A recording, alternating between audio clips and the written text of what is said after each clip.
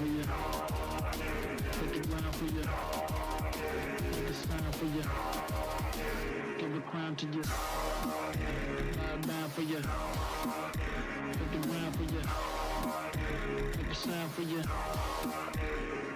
This the Nani anthem, Jimmy and the band's up. Weight class, walk Hassan on your ransom. Got a grandson that's handsome and then some. Spends his income on dim sum to fill some. You talking retention.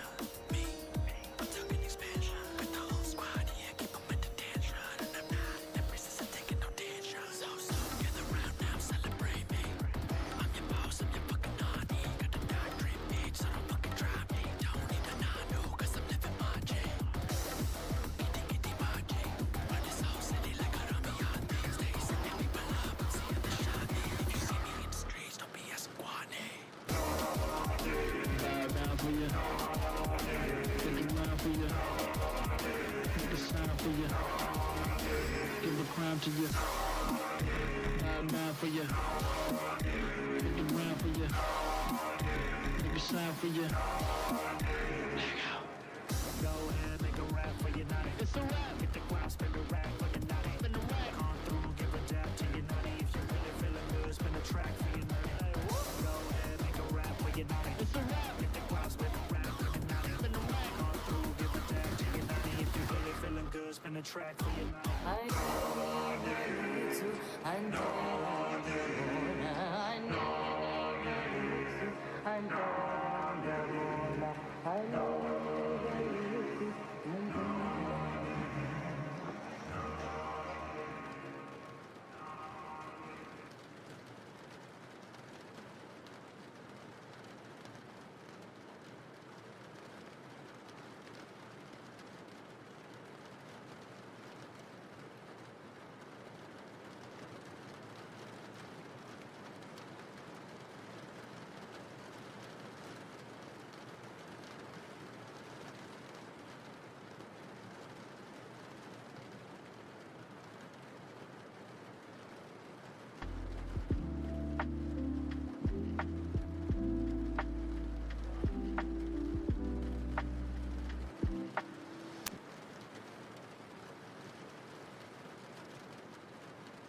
Oh. Okay. Oh, there it is. Okay, we did it. We did it.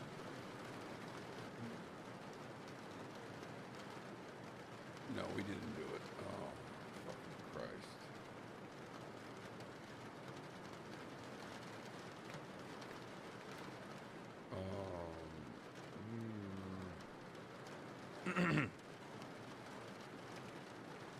Why is it like this? Microphone, streamer, X, noise gate active. Doesn't feel like noise gate is active. Okay. We hear you. No, I know you can hear me. I'm fixing it right now. Hold on, maybe this is better. That didn't change anything. What the hell? Okay, just mild static. I don't know where it's coming from. Are you in Hong Kong? No.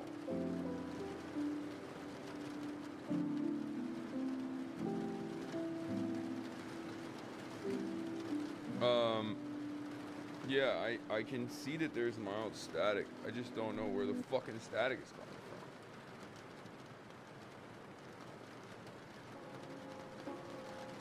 from. Haven't been able to identify it.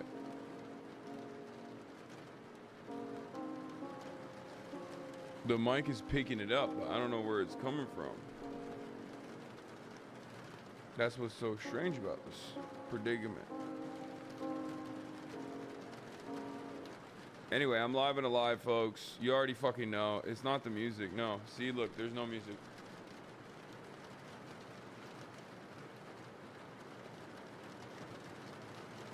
I have something. Like, there's a little bit of noise, but I don't know what it is. Anyway. There's just some issues as always. Obviously, no matter what it is, no matter what I do, when I'm doing my away streams. There's always something going on. Anyway, I'm live. I'm alive, and I hope everyone's having a fantastic one because today's a beautiful day. Today's a wonderful day. You sound different. Yeah, it's because I'm tired.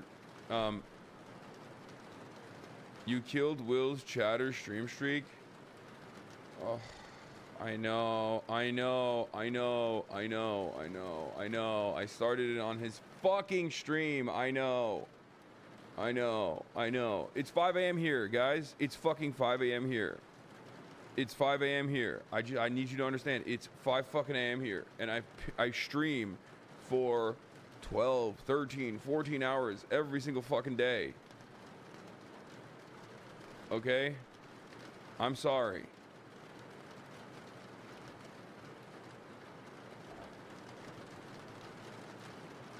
Every fucking morning, dude.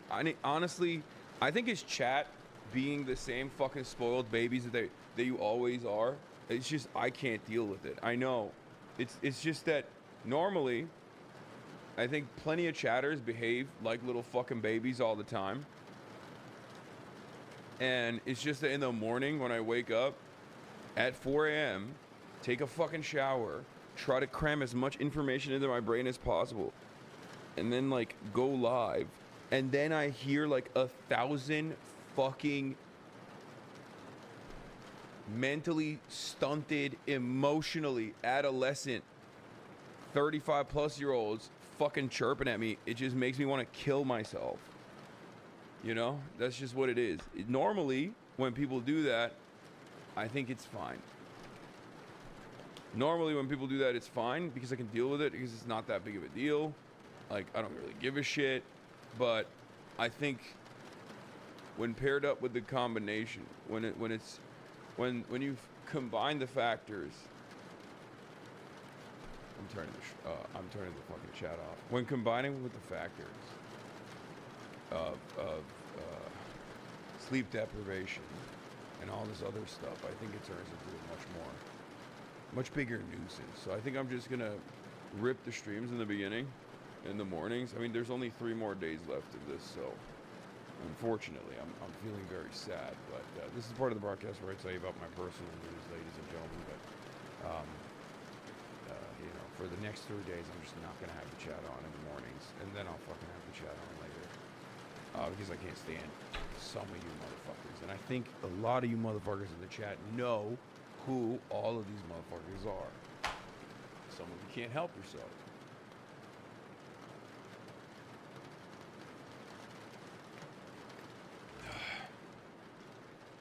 Anyway, yeah, I went live on Will's channel this morning.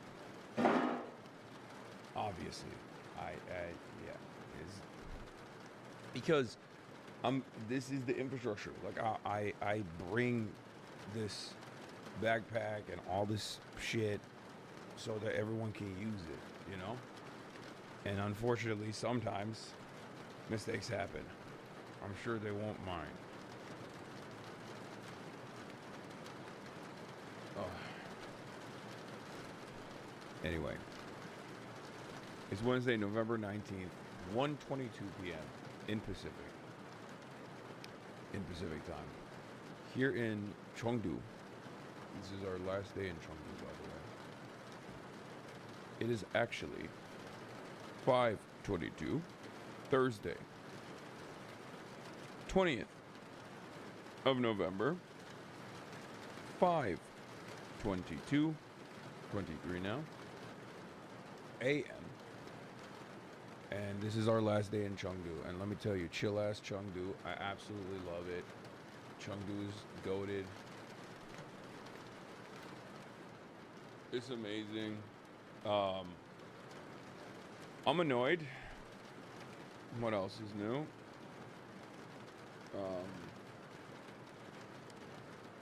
I'm annoyed with my output. No Instagram posts. I just focus so much on streaming. And I rely too much on the Hasanabi industrial complex. I don't post anything. I don't post anything on my fucking Instagram. I don't post anything on my TikTok. Or I guess my TikTok team is just slow to pull the trigger.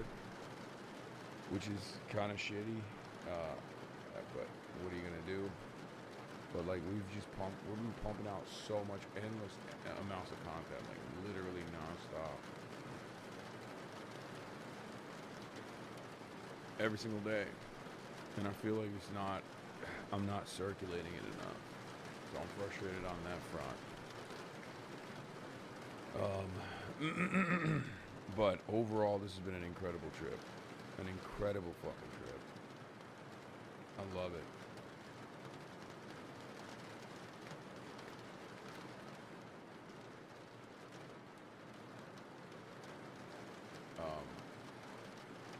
Even though I haven't gotten too much sleep. I haven't gotten enough sleep at all, let's be real, but I've been so happy. The only times where I'm not happy is honestly at 5 a.m. when I first start the stream.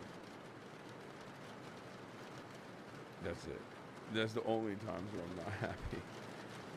Because I get started on the stream and immediately am inundated with like the biggest micromanagers, even though I love all of you and I can't do what I'm doing, the obviously like the superficial aspects of my job, which you know, where I get a tremendous amount of admiration from a lot of people, and also the financial aspects of this job, all of you guys who support financially by subscribing to the Piker Broadcasting Service. But outside of that,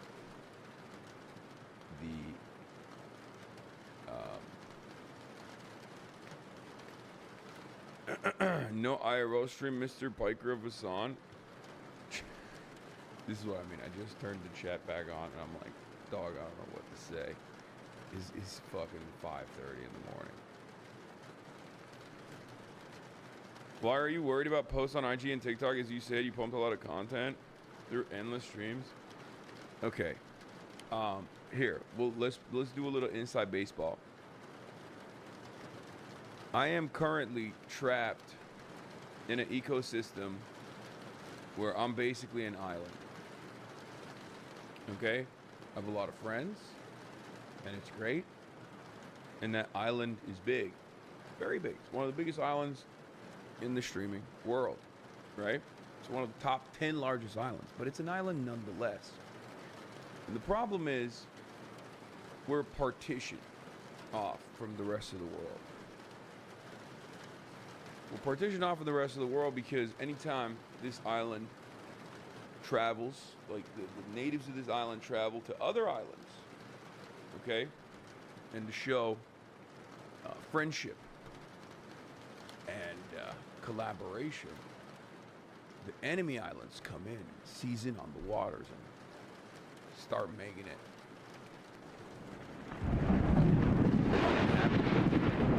for all of those. Basically, what I'm trying to say is, in order for this community to not stay the same fucking size and consistently expand and spread the good gospel of socialism,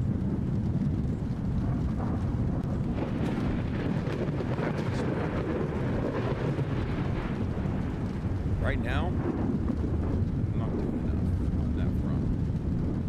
Do not quit. You sound like you want to quit. Please do not leave us. We need to know something. I'm a superstar. Echo chamber must be broken. It's not necessarily an echo chamber, but it's just tough. Many rollers. Yeah. Speaking of not tough though, God, I'm gonna be honest. Dude, China has been incredible. Okay, China has been fucking incredible. I think you guys. You guys have obviously been enjoying it. The amount of content is incredible. It's vast. It's basically around 17 hours a day, pretty much.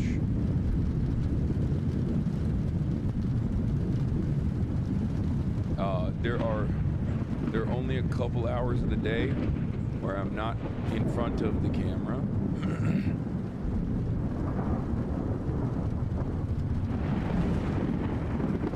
What is this? Have you considered republishing the Little Red Book? You can purchase it anywhere. It's not like a secret. Quotations of the readily available. Is it not? It's hard to cop thing. You can read it online.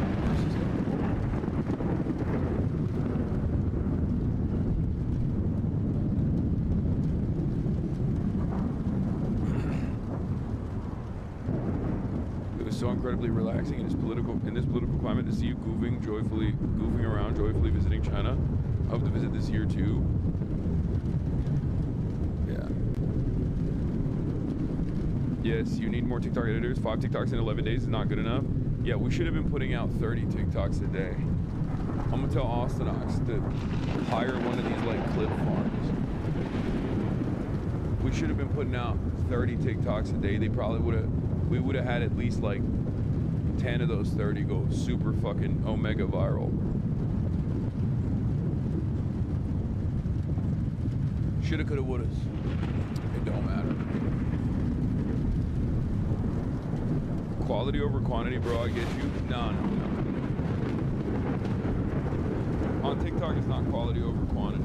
On TikTok, it's about speed, and it's about pumping it. It's about flooding the base, flooding the zone. Anyway, this is boring social media talk. It's not. But how would you compare this trip to Japan so far? Obviously, I love Japan because of the element of familiarity that I have from all of its cultural exports, and of course, I'm talking about anime, movies, all that stuff, right? But in terms of like comparison to China, I really love China. China is living in 2050. Okay. It's not. It's incredible.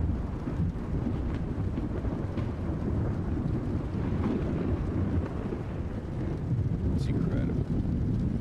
I think right now, as an unwashed Westerner, I would say that the number one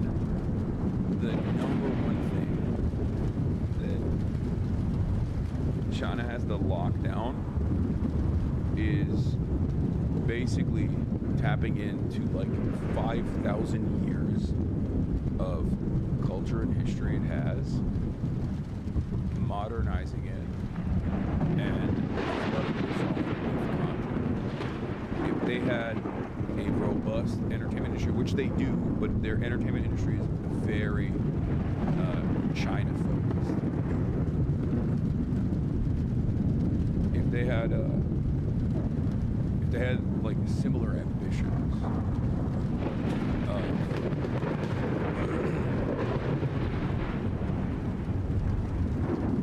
if they had similar ambitions of making, like Dragon Ball Z is a great example of this, okay? Dragon Ball Z is one of the most internationally relevant pieces of Japanese art, okay?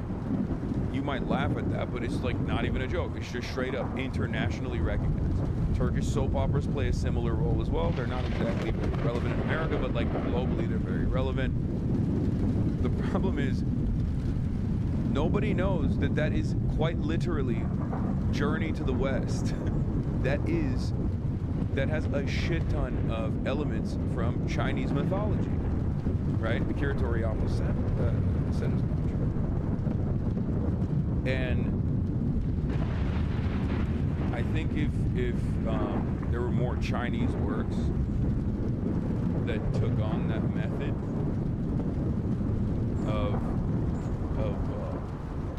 like exporting Chinese culture, Chinese mythology, Chinese history to the rest of the world in a Western-facing, fashion, it would be a complete dominance for the next 100 years, century of Chinese dominance.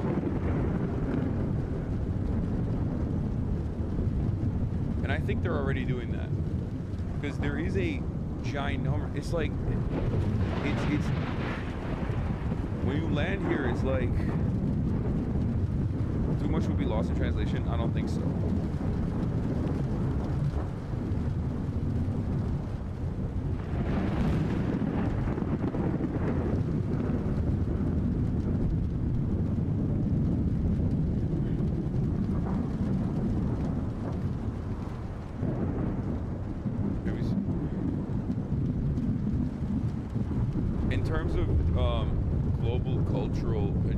There's so much to tap into in terms of Chinese culture. Like the reason why I'm saying this is because we went to the face-changing opera thing last night. It was on Caroline Street. And I don't know if you guys watched it. Like after I ended my broadcast, I continued on the BDVD broadcast, and we were dual streaming. And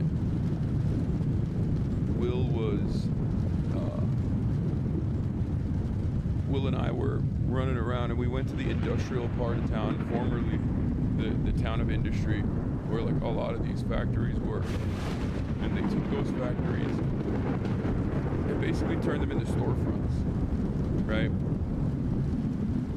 And it was really cool. It was a really cool experience. It was a really cool area. Can you please pick up the panda? It says Valkyrie.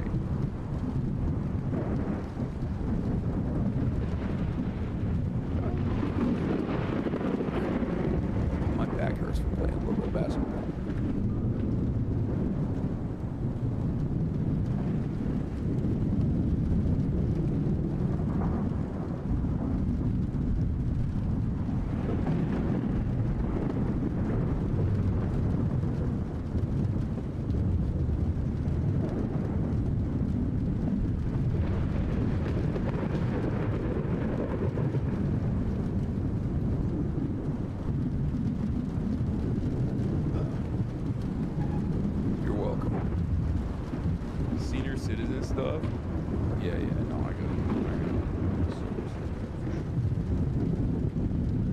Back from carrying all those bricks.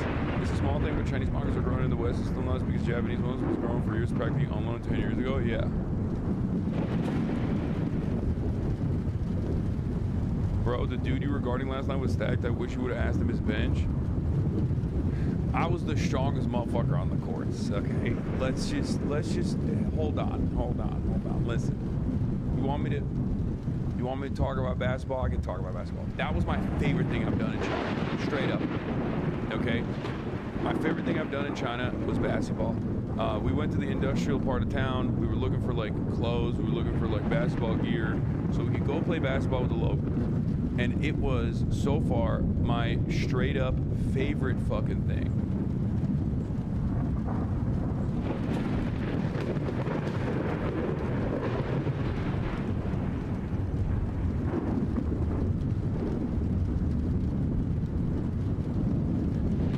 NBA level performance, they will call him the Great Wall Hasan.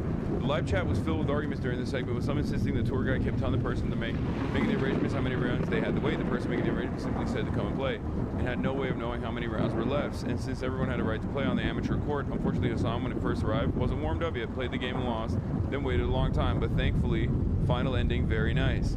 Isn't that how it is in pickup games? They just add another team, and then another, and when Hasan and his group arrived, no, there were a couple different groups that cut us. Okay, there were a couple different groups that cut us. But it's fine. It's all good. Will getting killed on the court. I know. I'm going to talk about that. But anyway, look. Yesterday's streams were so good. We had the panda streams, which was amazing. We got to see the pandas. We got to see the red pandas, which was awesome. We got to see the panda pandas, which was also awesome.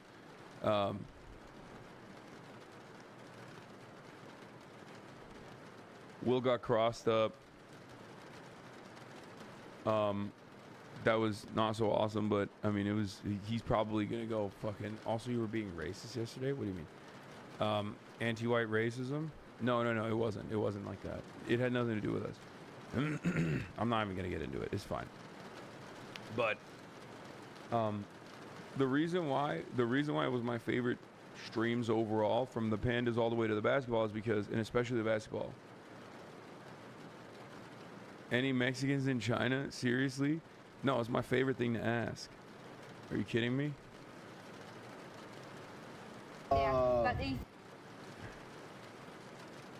Also, I love Penny. Penny is so funny. We love Penny. She's has been a phenomenal tour guide. Very funny. Unintentionally. No, but like, you know what, Haas, you should what if I try wore it out. the other regular panda hat, and then I walk up to a panda and I'm like, hey, hi, and then the panda, He's always held a belief that his spirit is akin with a bear's, and he could make peace with one in the wild. Yeah. He says this often. if I saw one in the wild, I think like we would dab it up like this, like high five, like that. No, you don't think so? He has 6 fingers, you have 5 fingers. I wish she wanted to be on camera. Can you tell us the reason she didn't want to be on? She's shy, brother. What are you talking about? That's it. It's because she's shy. But I just I have too much content brain. Okay? I have too much content brain. I'm telling you right now, she was phenomenal content. Like, the brief moments where you can see me trying to interact with her, you can tell. She's so funny. Can you let her know she's iconic? Yeah. She named herself off of Big Bang Theory. I don't know if you guys caught that. She was talking about it. You don't think so? He has 6 fingers, you have 5 fingers. I could just do one of these. Like I'd be like, hey, hello. He's wrong. It's okay. So do pandas punch often? You guys is nothing, right? It's just a joke, right? No, I mean, I'm being sincere. We don't agree with what you said. Can you pull your arm up a little bit more? It's very dangerous. Very dangerous. Pull your arm up a little bit more? Oh, sorry. Thank you. So I can do my lower back. Also, Penny was saying that Like, look at this. Yeah, it's like that. But if you face the panda in the forest, of course you cannot. If they punched you, it's equal to 115 kilograms. But he wouldn't punch me, is what I'm saying. Why? Because I'm chill, like cool. But it's a wild animal. I have like a very Chengdu attitude, just like the panda. But the other wild panda is not in Chengdu. It's in crucial the captive panda. She's just trying to fucking sincerely explain to me why this is not a good idea.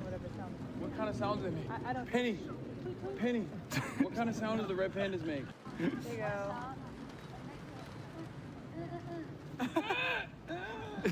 no, that's not working.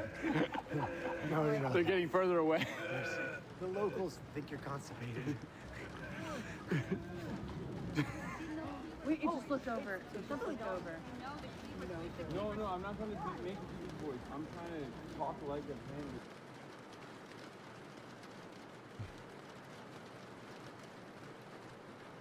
You started a diabolical troll on Austin. Oh, I am 100% healed. I told you. It's the secret to everything. You know how many things can be cured with just a little glass of water? Just a little glass. Read chat, please. Just a little glass. Why? Water is BS. Okay. Come on.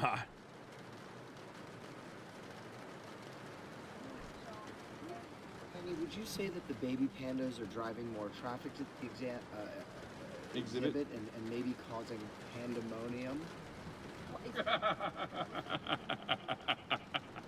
Pandemonium means madness, but not in a bad way, in a good way. Like, oh, it's chaos, but in a good way. Like, everyone is excited. You mean No. Pandemonium is an English word that means like exciting, like excitement. Oh, okay. But it also it sounds like he's saying panda. It was a pun. He was doing a pun. It's just a. Let's move on. So go on with the pandas. Okay. Sorry, it's just. No, it's my. No, you're great. You did. No, that's my Penny. That's my fault. You're great. It's just that's my fault. The Hassan Pike delegation has cut ties with Will Neff once again. Oh yeah. What is this? They're being idiots. They're dumb. No. They're dumb idiots. What? Oh, potato. Are you kidding me? Good old trusty potato corner. No, they're dumb moron, idiot, head moron.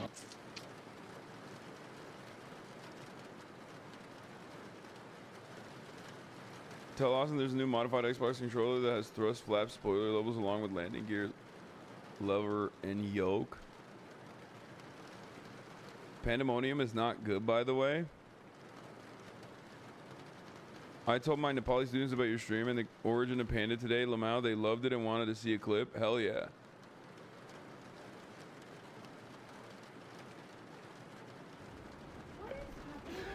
Oh, nothing. My shirt got caught on something. His shirt got caught. Yeah, There's some sauce that got a tree branch ripped his shirt.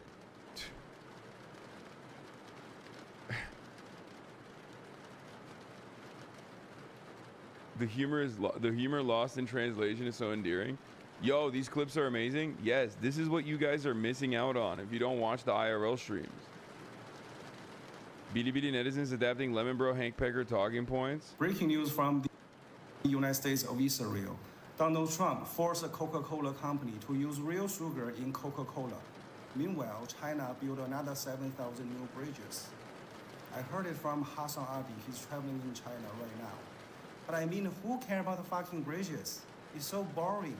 The great people in the United States of Israel, after they're paying a lot of tax, when they're hungry, they can just drink a bottle of Coca-Cola and watch Netflix. Are you fucking kidding me? No, that's crazy. Oh no. Oh no. He's right. He's fucking right, dude. Who the fuck? Who cares about infrastructure? Who cares about improving people's lives? I'm gonna tell you another fucking devastating thing, okay? I have been asking Chinese people around my age this one question, and I think if you guys ever end up traveling to China, or if you ever end up, you know, talking to someone who is from China sincerely about this, it will break your brain. Finish the clip. Hold on. That is democracy. That's how fancy it is.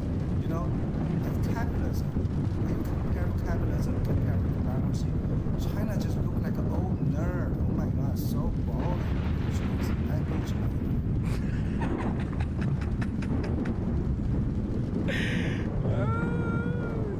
Jesus Christ. Oh.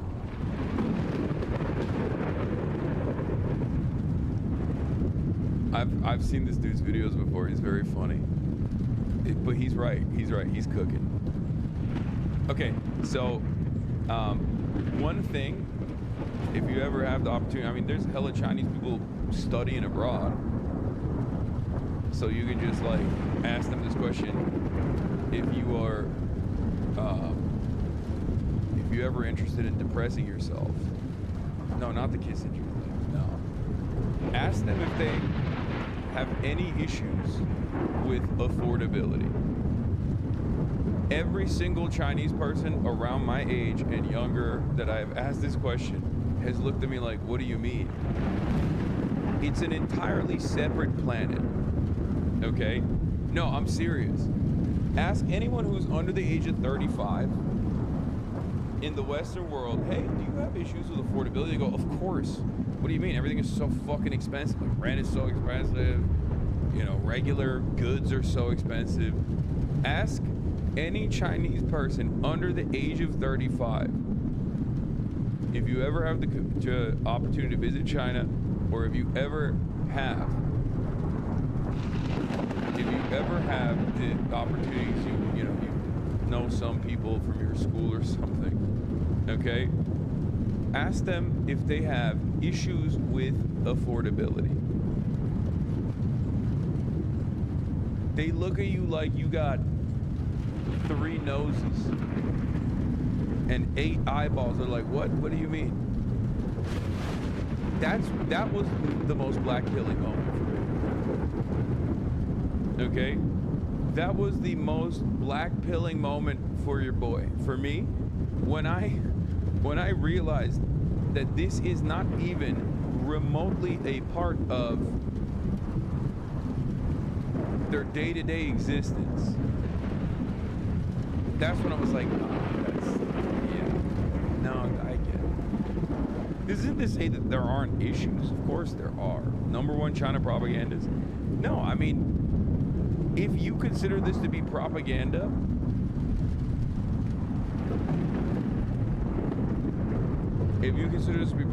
then, you know, it's copium.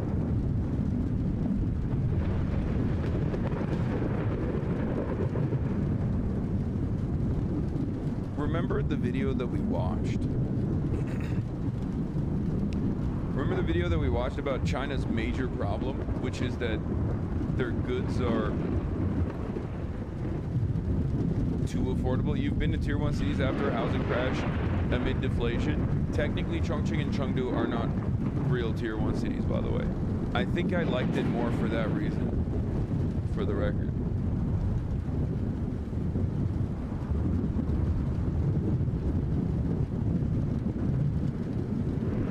Name one problem, then, respectfully. I mean, I have. It's just there are many repressive aspects. It's not like a Western country at all in terms of the social libertarianism that we have in the West.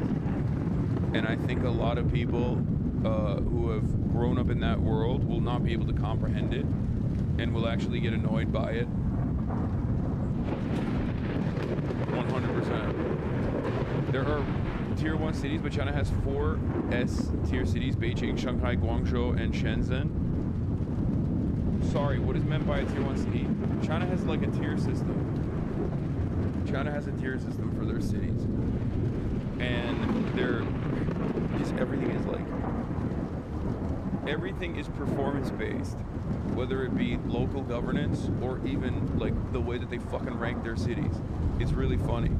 They tier list everything. And their cities also have a tier list. And the thing is, like, technically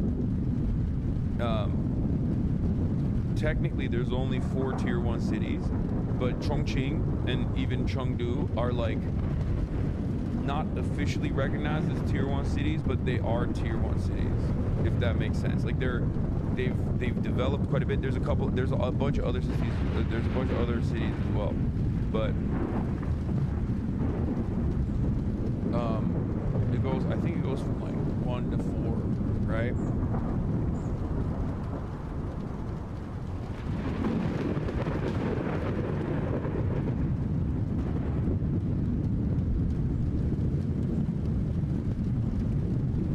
I think the other part of part of like the youth issues is it's not around affordability necessarily, but it's around like job opportunities, from what I understand. Like there is definitely that.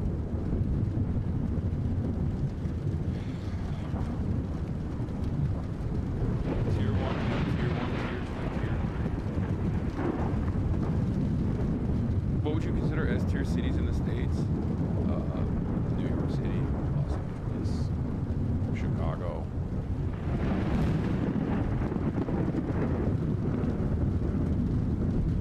Tier cities aren't official. It's done by economic publications, but it got popularized by private observers. I think there's only one only one system of ranking that is technically official, if I'm not mistaken, and I think it's like, I don't know, I think it's like the,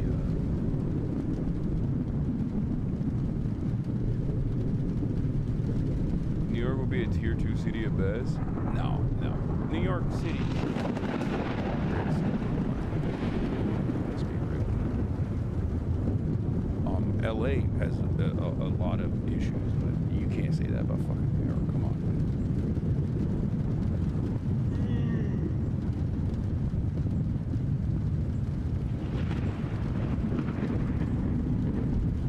New York City is one of the greatest cities on the planet. It's not just about, like, I mean, there's a shit ton of issues, but, you know, aside from, like, the infrastructure problems and whatnot, New York City is still one of the greatest cities on the planet. For its cultural output, for its relevance, you know. Boston always left out, Philadelphia left out, Boston left out, I know. Seattle left out. Forest Green.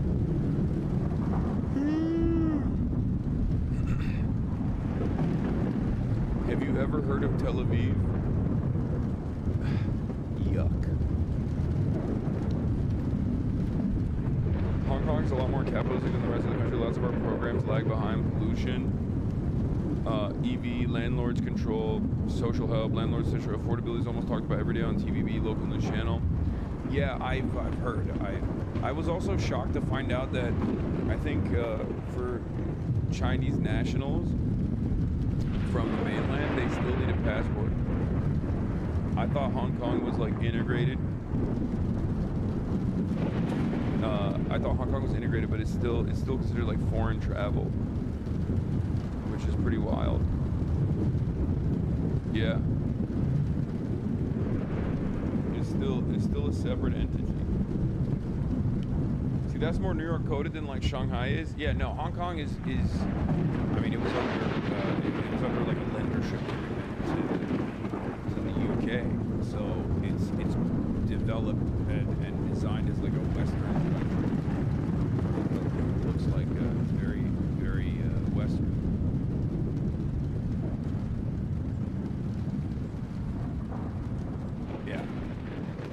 Like, we in America, as American citizens, we have visa-free travel to Hong Kong.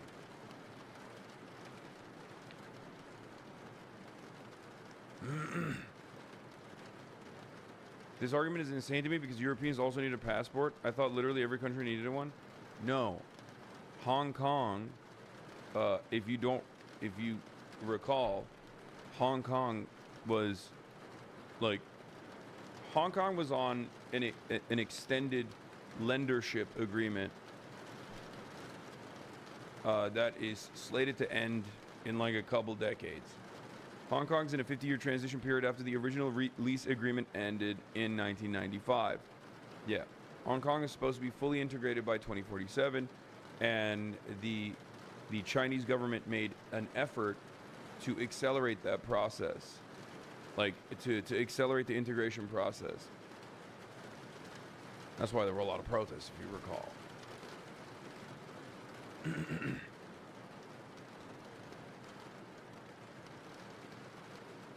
But I thought that, wrong, EU, you don't need a passport, you can travel with your national ID card as well? Yeah.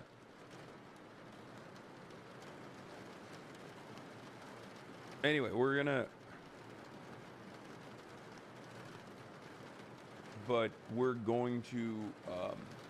be going there. You were gonna explain why basketball was their #1 activity. Sad they lost their democracy. I'm not gonna say anything.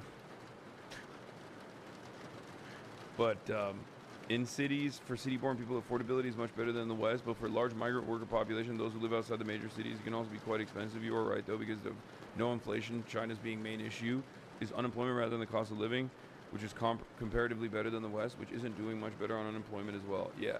Also in the West, we have a way to shelter our numbers in a way that actually makes it seem legit, even though it's actually somewhat illegitimate. It's called underemployment. That is a huge problem in the West. We look at the unemployment numbers in the United States of America, yet we never consider the underemployment numbers, even though underemployment paired up with massive inflation is a ginormous issue. It's a ginormous fucking problem.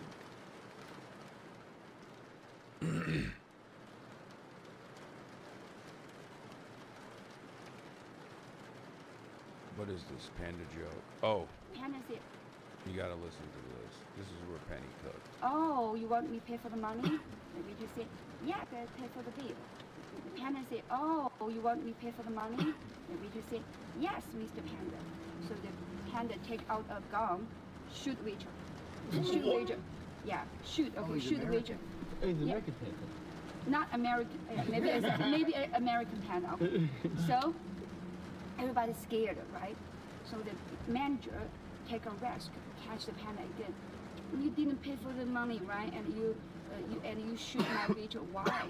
So the Panda say, dear manager, finish your job, and when you go back to home, find the dictionary, check the meaning of the panda in the dictionary. So he finish your job and he back to home and he found the dictionary. Say panda is an animal eat bamboo shoots and leaves. Penny, Penny. Yeah, we love you, Penny.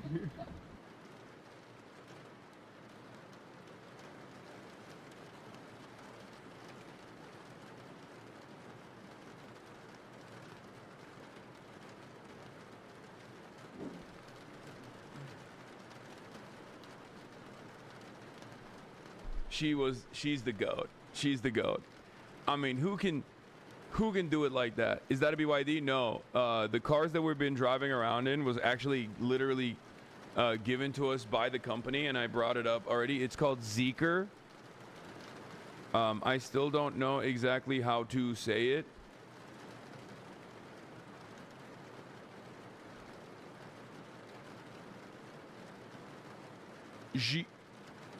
Zeekr or something, but yeah, it's called Zeekr.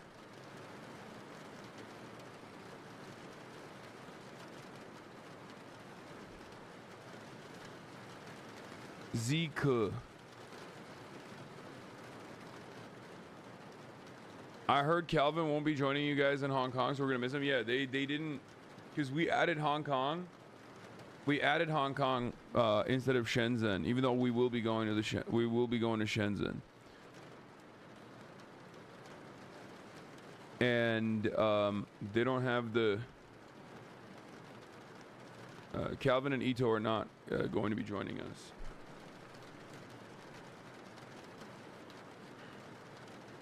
On that leg of the trip for the next 3 days. Doug DeMuro needs to go to the China. No, we don't own the fucking cars, man.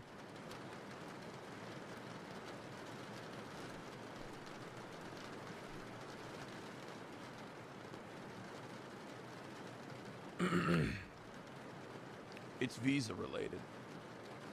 That's when I found out that that is when I, like I said, found out that if you're in mainland China, you still need additional clearances to travel to Hong Kong. Like, it's not like going to another city.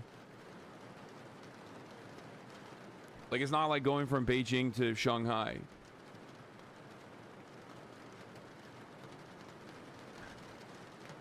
It's crazy how fast the trip ended. I know.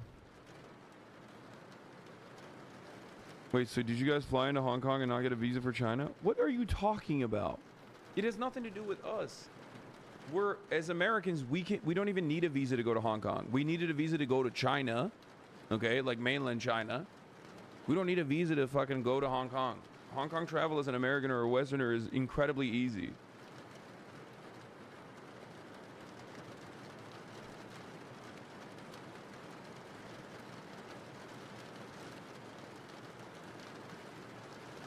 How far is Chengdu from Hong Kong? It's like a 3-hour flight.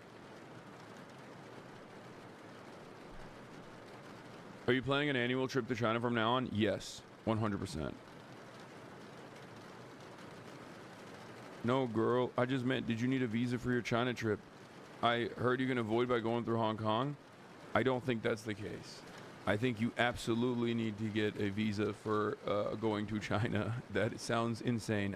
Maybe that's the case. You really look like LeBron with that jumper. Okay, I'm annoyed. I didn't get to talk about basketball and why I like it.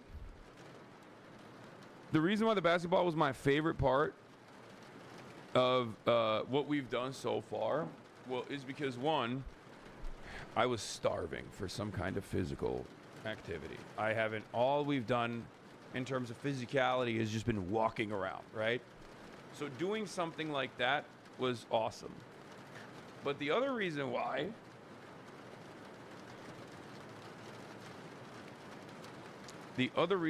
it was my favorite activity is because that was the closest I felt to the locals. Okay? That was the closest I felt to the locals. The reason why I'm saying this is because it's a universal experience and it's person-to-person contact. There's cooperation, there's competition. It is the most, cutting out the middleman, direct fucking interaction you can have with regular ass Chinese people. It is a universal language. And obviously it's a universal language that I at least know how to speak because it's basketball. But remember, there are many other universal languages out there. There are many other universal languages that could be in your realm of interest, like whether it's music, whether it's the arts, whatever, right? But that's what it is. That's the reason why I loved it. You can speak basketball as well as I can speak Turkish. Some of these Chinese dudes were brawling as fuck. Yeah, this guy was pretty strong. Okay, and I also need to explain something to you guys. Okay, first of all, they were hacking. They were hacking like a motherfucker. Number two, I came in hot. Cold as a motherfucker. I hadn't shot a basketball in weeks. What do you want me to do?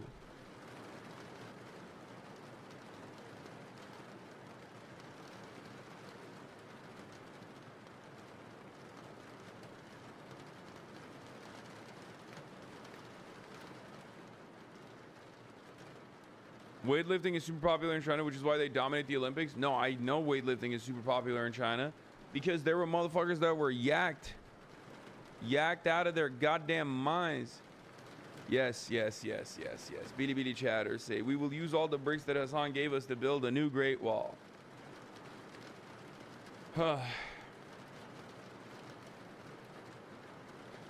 I'm getting cooked international style up in this bitch.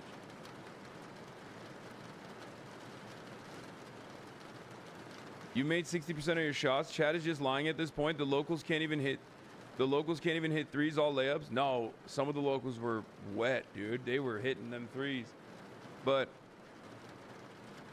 they were, I knew they were going to be good, for the record. I knew that they were going to be good. You made America look bad. Therefore, you made LeBron look bad. The first game I played was bad. I took a couple shots. I bricked them pretty bad. Come on, Haas! Give me one more game. But I hate that I like that they literally only showed the shots I fucking didn't make. That's it.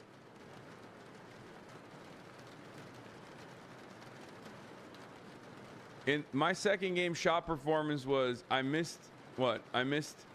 got fouled. I got fouled here.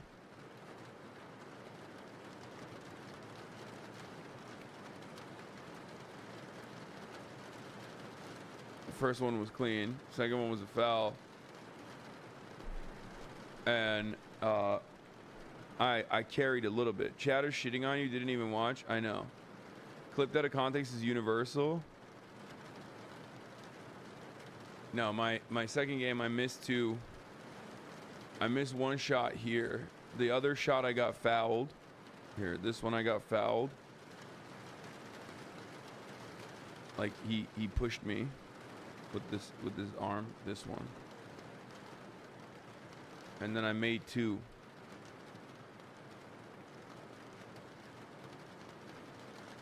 They are balling in pants? Yeah. Did Will make the news with how cooked he got? You can't see from any of the angles that we were shooting on. So we'll see if he actually, if the Doyen angle looks crazy. Where was the court in Chengdu? I went to Sichuan University for a semester, and every night you had people play until like 2 a.m. Is Will still with us after the international debacle? Yes. But like I said, I loved it because you played really good on defense. They were definitely trying to test you and see if they could score on a big guy. No, I know.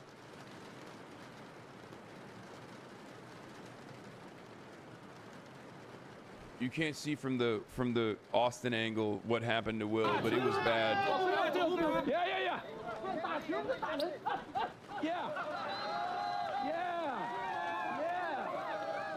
What do you say?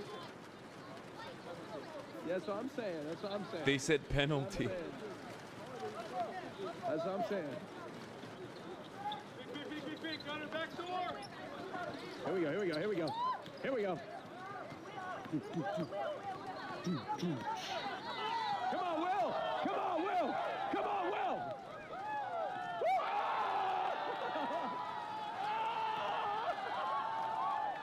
Thank God he missed. Oh, someone posted it on Douyin?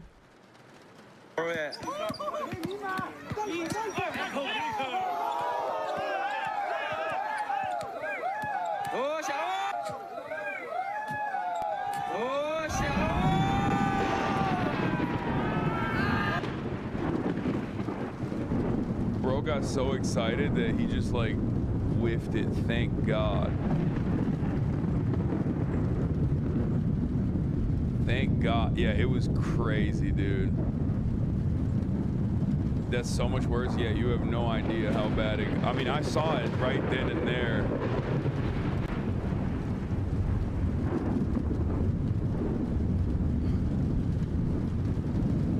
Yeah, he got his shit swiped.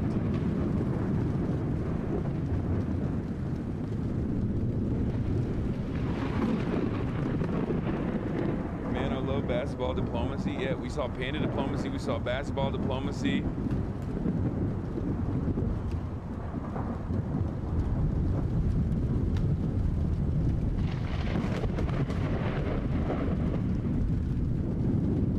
Now listen,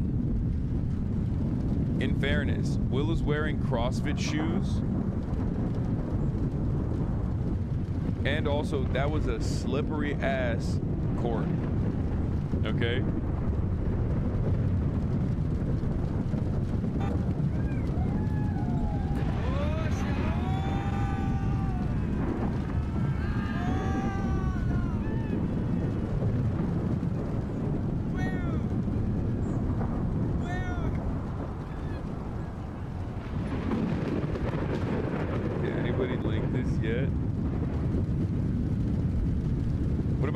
Diplomacy once in a while. What's up with that? We're done with that. Now the core was slippery, Lamau. No, it was. I thought the core was slippery as hell. I thought he fucking slipped. Maybe he did. I don't know.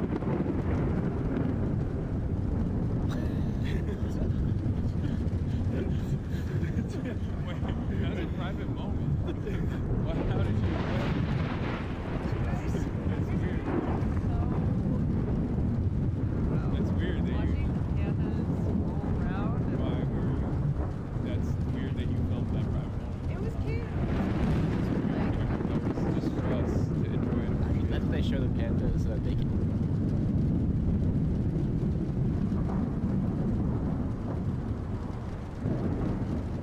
had a really nice jumper fadeaway. Is there a clip? I had 3 nice jumper fadeaways, but of course there's no clip of them because my fan base fucking despises me. Okay? Do you want to know why there's no clip of that? Because there's only clips of me missing. There's no clip of me cooking dudes. I had 2 points off me the entire 2 games. I played crazy defense. I locked down their big men both times. But of course there's no clip of my fucking successful shots or blocks or good defensive posture. It was 2 to 3 a.m. fool? No, of course not. This is the most you'll get. The most you're gonna get is me bricking. Okay? The most you're gonna get is me bricking. Because, and this is why I always say, why have haters when you can get fucking fans to do the work of the haters every damn time, okay? Every damn time. B-Ball Chatter said you did good, D, I believe. Listen, bro, you're lucky any of us even watch the basketball. This is a nerd zone. Here's your full second game, only 10 minutes. Oh, they uploaded this already. Hasan and Will got cooked.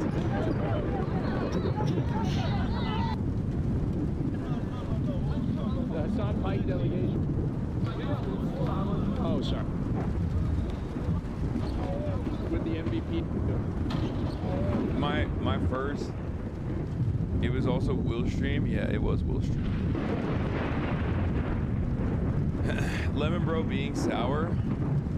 Everyone loves a defensive posture clip. I mean, we didn't get to play enough, unfortunately. We know how good you can play. This wasn't your day, bro. I know. I wish. It was fun. It was fun. It was good. It was fun. We do not care about basketball on it.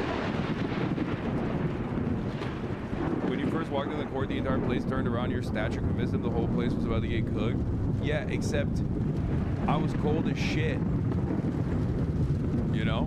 Remember, at that point I was on like hour 10. Wake up at 4 a.m. Do fucking 8 hours of streaming. Haven't touched the basketball in almost a month. Go into this fucking Chinese court cold.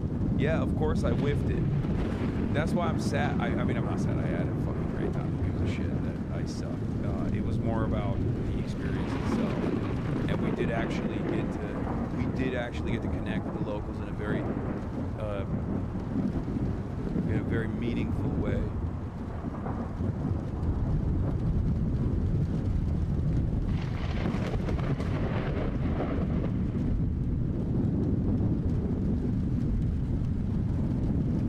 LA coward, you warmed up? What do you mean? I didn't get to fucking warm up at all.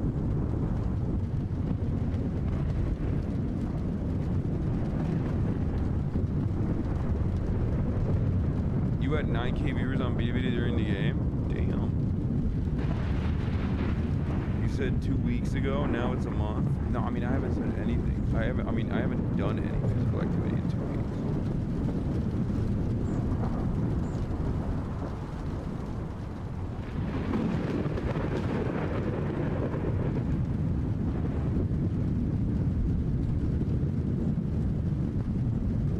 Flight reacts b-ball replays is really funny. Yeah. I like how you gave your shoes to the guy. Yeah, I wasn't bringing them. I wasn't bringing those shoes back. I don't have enough space. Oh, also I went and got a Chinese luggage. This is the other thing I was gonna say about Chinese commerce in general. I talked about this already, but I usually don't know if I'm like doing this commentary on other people's streams or mine. Because on mine.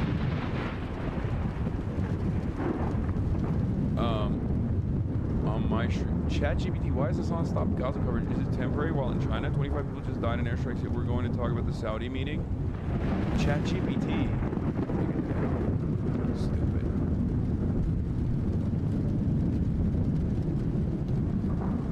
Playing ball should warm you up. Bro, you got out jets. They rusted and barely work. Okay, I was talking about Chinese commerce, right? One thing I've found out is that in China, I think the reason why people care about foreign brands, the same reason why like everybody else around the world cares about foreign brands, obviously, it's like a class signifier, right? A status signifier, but they don't really care about Chinese brands, is because they make everything in China, so the same type of fabric, the same type of patterns is not brand specific at all. People don't purchase clothes through brick and mortar retail at all. They don't even purchase clothes through e-commerce from the website specifically. They just buy whatever they like on apps. They use TikTok as an e-commerce platform, basically. They use TikTok as an e-commerce platform, so like, there's no, at that point, they don't give a shit about the brand at all. They just care about how it looks, right? Yeah, Taobao. They just browse through and they see something that they like and they buy it. And it's insanely cheap. I was talking to Irene and she's like, I can't remember the last time I purchased something in person. She's like, I don't. Like they don't buy shit usually in brick and mortar retail. Brick and mortar retail, she said, was like more for the experience. Is the quality similar to US clothing pre-Shein? Dude, the quality, I can't speak for like Taobao or whatever you purchase there, but the quality of the stuff that I have on, the stuff that I've gotten, is insane. It is insanely, like, it doesn't make any sense, especially at the price points that you can get it at. It does not make any sense. You could just go to China and exclusively purchase Chinese brands and redo your entire fucking closet with Chinese brands for like $2 grand.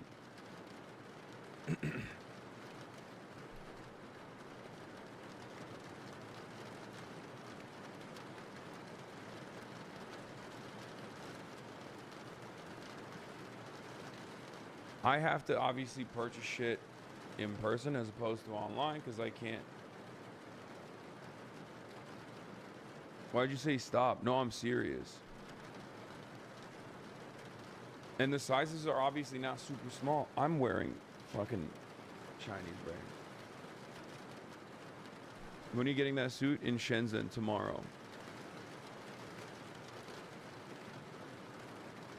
Bro, $2 grand is 14K RMB.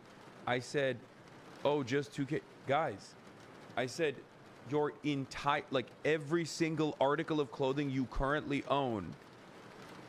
Some of you motherfuckers act as though over the course of your lives, 20 years, 30 years, you've collected and accumulated an entire closet full of clothing that amounts to like 2 t-shirts and 1 underwear. Like, what do you mean? I'm talking like every single article of clothing you could literally replace.